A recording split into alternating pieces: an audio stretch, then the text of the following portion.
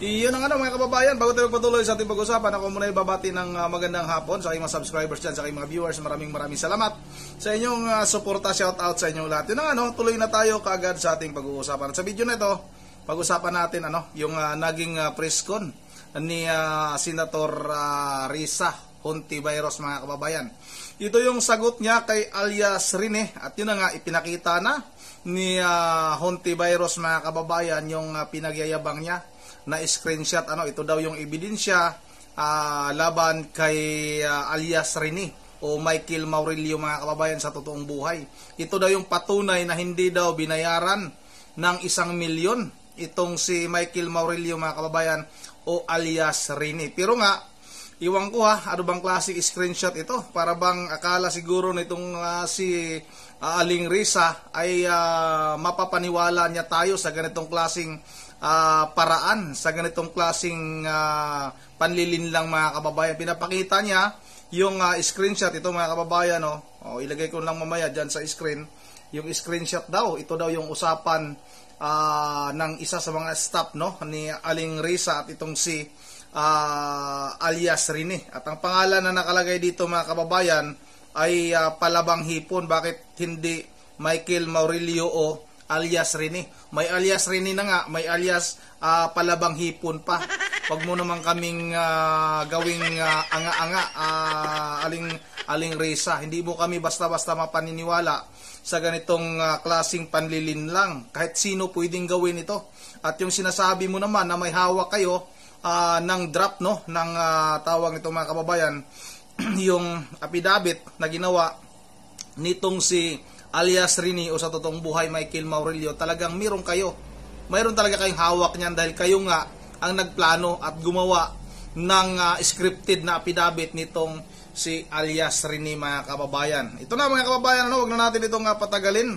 Ito na yung naging press con nitong si alias Rene, mga kababayan. Twin safe houses because he was afraid that his life was in danger. This is our system of coordinating witness safety since the Duterte years. Kung may nagbayad kay Michael, di ako magtataka kung KOJC yan. Noong February 22, 2024, umamin si Michael sa aming opisina na kinukumbinsi daw siya ng mga kakilala sa KOJC para mag-recant o magbumawi sa hearing. Sumbong niya, quote, "Mag-recant daw ako para mapahiya si Sen Risa, especially daw yung mga nakita ko sa mga Duterte.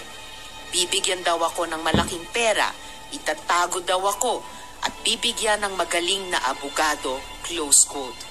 Yung inaakusa nila na pagbabayad at pagtatanim ng witness, mukhang sila ang gumagawa. Talaga? So, sino talaga ang may modus? Ikaw. I also want to note na nag-reach out sa amin yung ilang testigo pa sa Kibuloy hearing at sinabi na handa silang patunayan na hindi sila binayaran para tumestigo. Remember that Michael is only one of 14 witnesses na hindi nga siya ang star witness. Sino ang star witness? Michael also claims that I threatened him. Yet, on June 22 and 23, 2025, just this month, just last week, Michael was the one frantically messaging my staff. Sabi niya, quote, "Help me, kinidnap ako at tinatakot ako ng kingdom. Dito ako kinulong sa Glory Mountain. Send rescue now," close quote. Nasaan yung screenshot ng sinasabi ni alias Rene? Bakit ang screenshot na pinapakita mo yung Palabang Hipon? Yung sinabi niya doon na gagawa nga siya ng affidavit at hindi naman daw niya ito babasahin. Parang guide lang. Bakit yun lang yung pinapakita mo?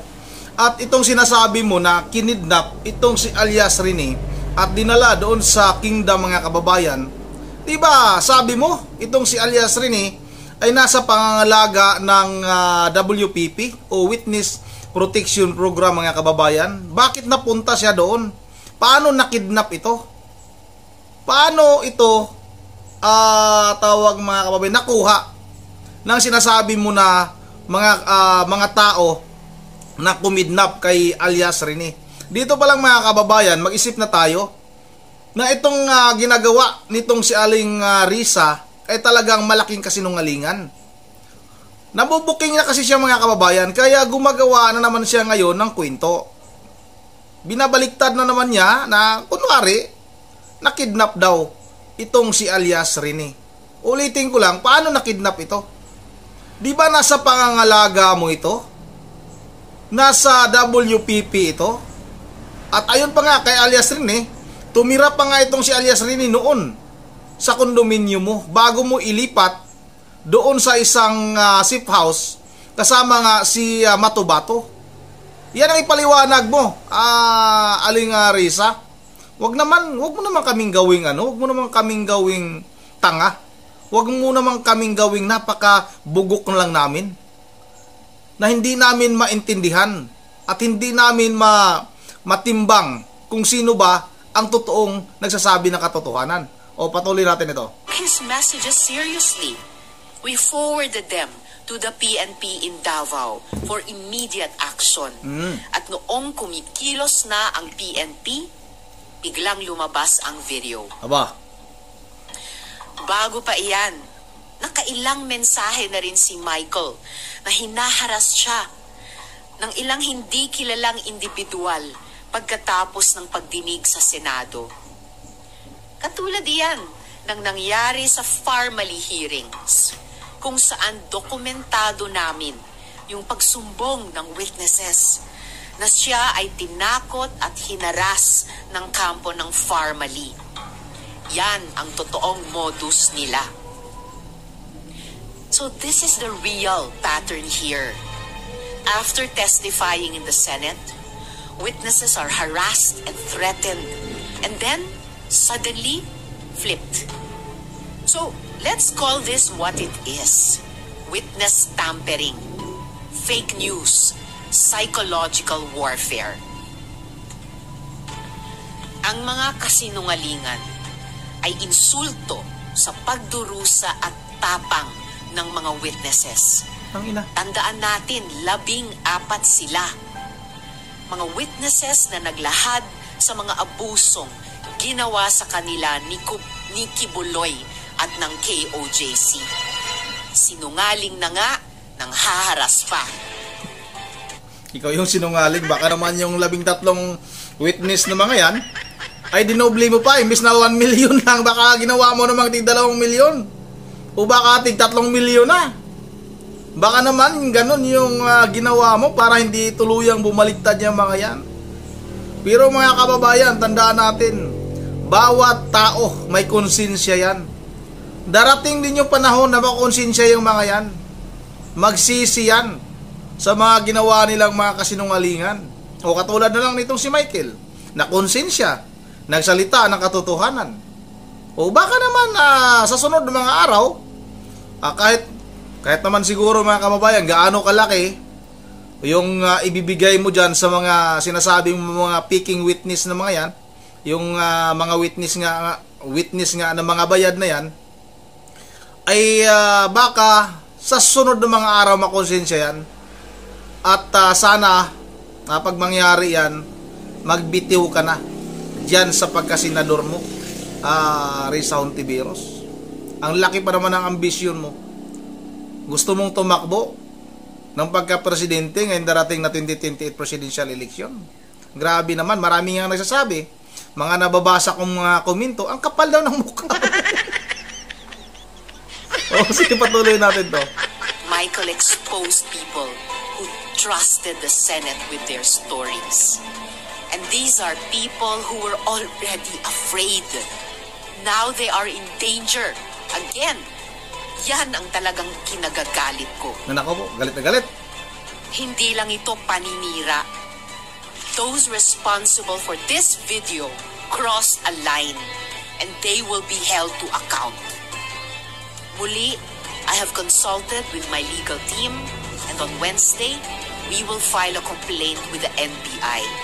We will work with them for a full investigation into the people who created this video and the networks amplifying it.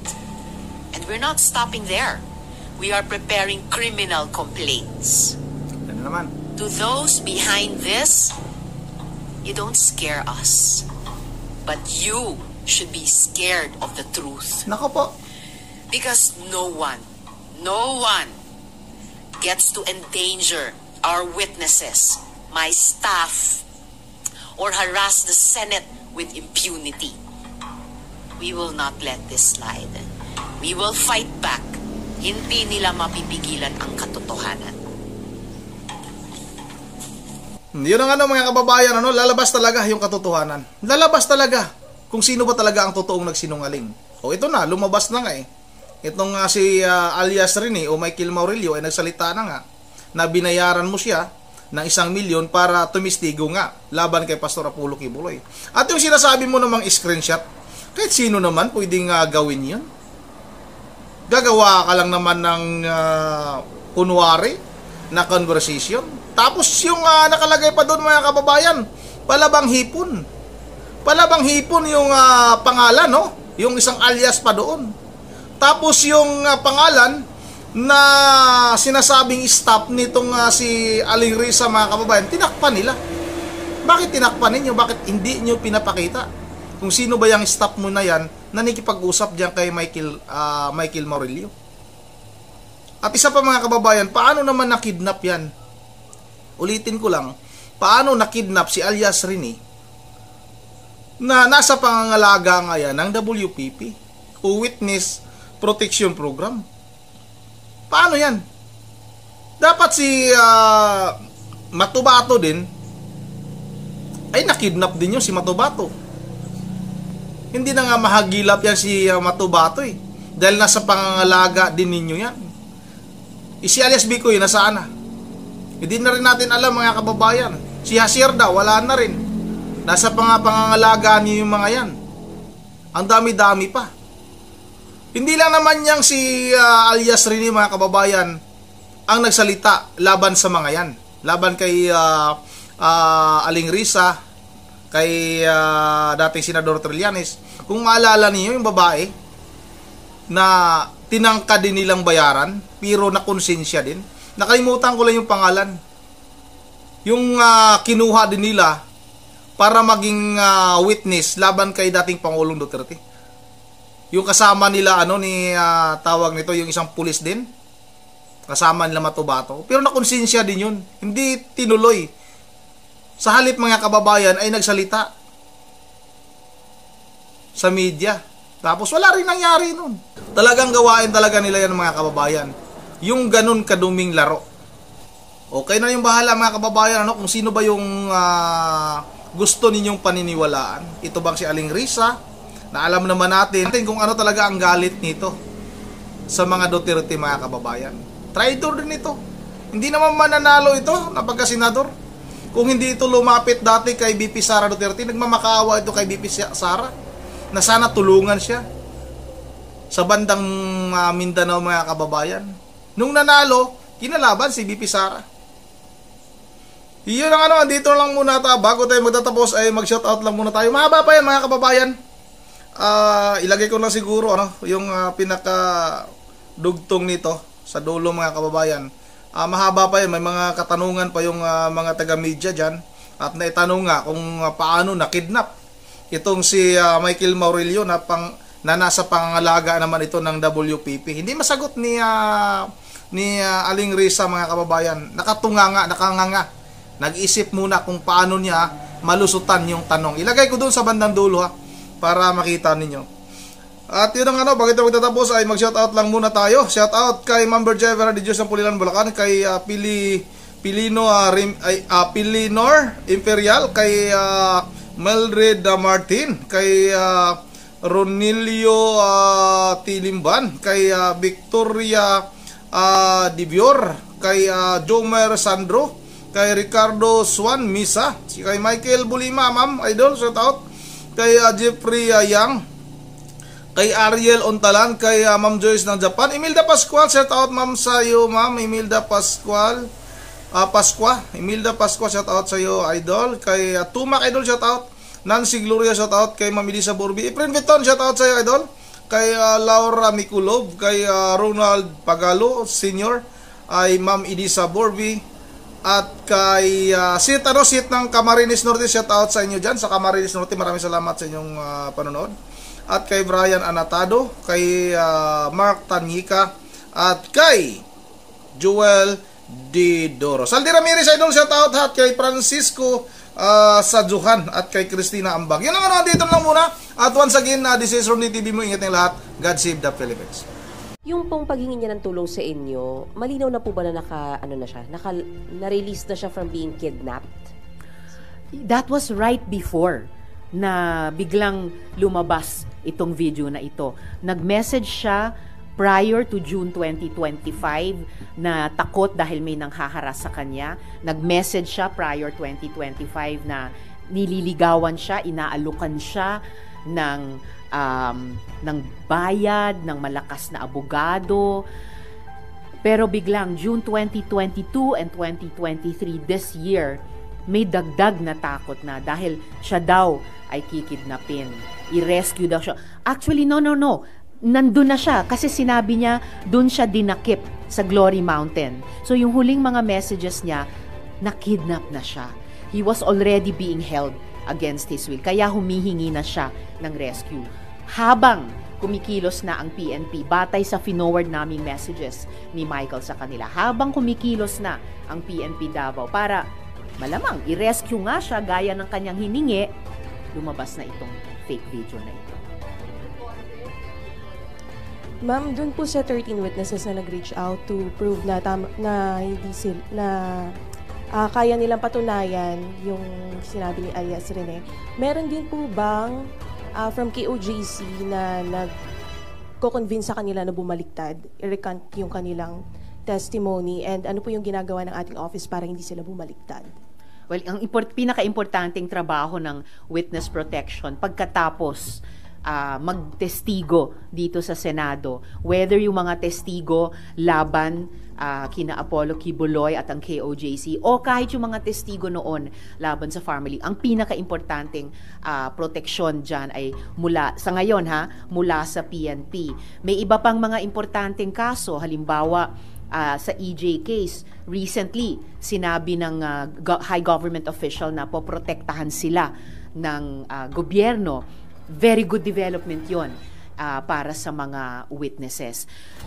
Hindi ko pa wala pa kaming feedback ngayon kung yung iba sa 13 pang witnesses laban kay Kibuloy at sa KOJC ay hinaharas din or tinatakot din sa ngayon. Pero yan ay lumalabas na common experiences ng mga witnesses pagkatapos tumestigo dito sa Senado. Kaya importanteng gawin ng gobyerno, lalo na ng executive, pagkatapos ng isang legislative investigation, ang proteksyon sa kanila. And important clarification, nag-reach out yung ilan sa mga 13 pang witnesses namin, hindi para patunayan yung sinasabi ni Michael dito sa fake video na to, para sabihin muli na nagtestigo kami ng malaya at hindi kami binayaran. Pabubulaanan yan yung sinasabi ni Michael dito sa video. Okay, last po on Kibuloy. Ma'am, hanggang kailan lang po under your protection si Michael? Kasi di ba na-kidnap? So ibig sabihin wala na siya under your custody? Hanggang kailan ba? Pag adjourned na yung investigasyon, natatapos na rin yung importanteng trabaho ng Senate OSAA na sinesecure sila dito sa premises ng Senate. Hindi ko maubos pasalamatan yung mga civil society at church partners na sa mahabang panahon na iyon ng investigasyon ay tumulong nga sa simpleng sistema namin ng witness protection, pati sa usapin ng pagsiguro hanggat sa kaya na sila ay ligtas sa mga harassment na iyan, sa mga banta na iyan, at sa mga alok na iyan mula sa mula sa KOJC.